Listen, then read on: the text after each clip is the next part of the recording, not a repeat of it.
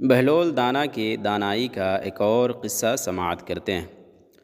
Baghdad کے بازار میں ایک شخص تھا جو اپنے دکان پر لذیذ کھانا بنا کر بیچا کرتا تھا۔ اس کے لذیذ اور ذائقہ دار کھانا ہر آنے جانے والے کو اپنے طرف متوجہ کرتی تھی۔ ایک دن وہ اپنے دکان پر ہر طرح کے پکوان بنا کر سجایا ہوا تھا۔ ادھر سے ایک فقیر کا گزر ہوا۔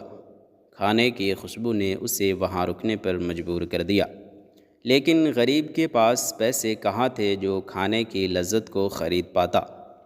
دور کھڑے کھانوں کو حسرت بھری نگاہوں سے دیکھتا رہا۔ خوشبو اتنی اچھی تھی کہ بھوک بڑھ رہی تھی۔ آخر کار اس فقیر نے اپنے تھیلے سے سوکھی ہوئی روٹی نکالی اور کھانے کی دیگ سے نکلتی ہوئی بھاپ سے اپنی روٹی کو نرم کر کے کھانے لگا۔ بھاپ میں کھانے کی خوشبو بسی ہوئی تھی۔ کھانے کے مالک نے سب کچھ چپ چاپ کونے میں کھڑے دیکھتا رہا۔ روٹی ختم کر کے فقیر جب وہاں سے چلنے لگا تو دکاندار نے اسے گھیر لیا اور کہا کہ کہاں چل دیے؟ میرے پیسے کون دے گا؟ کیسے پیسے؟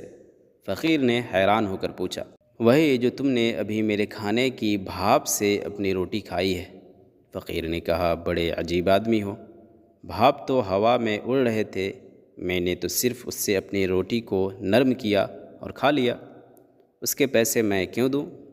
دکاندار نے کہا، زیادہ ادھر ادھر کی باتیں نہ کر، وہ بھاپ میرے کھانے کی دیگ سے ہی نکل رہا تھا، تو نے اس کے لذت کو محسوس کیا، اس لیے میرے پیسے دے ورنہ میں تیرا جان نہیں بخشوں گا۔ اتنا کہہ کر دکاندار نے اس فقیر کا گرہبان ہی پکڑ لیا۔ اب بیچارہ فقیر پریشان کہ اب میں کیا کروں، اس ظالم سے جان کیسے چھڑاؤ؟ اتنے میں بہلول دانا کا ادھر سے گزر ہوا۔ قریب جا کر ان دونوں کی باتوں کو غور سے سننے لگا۔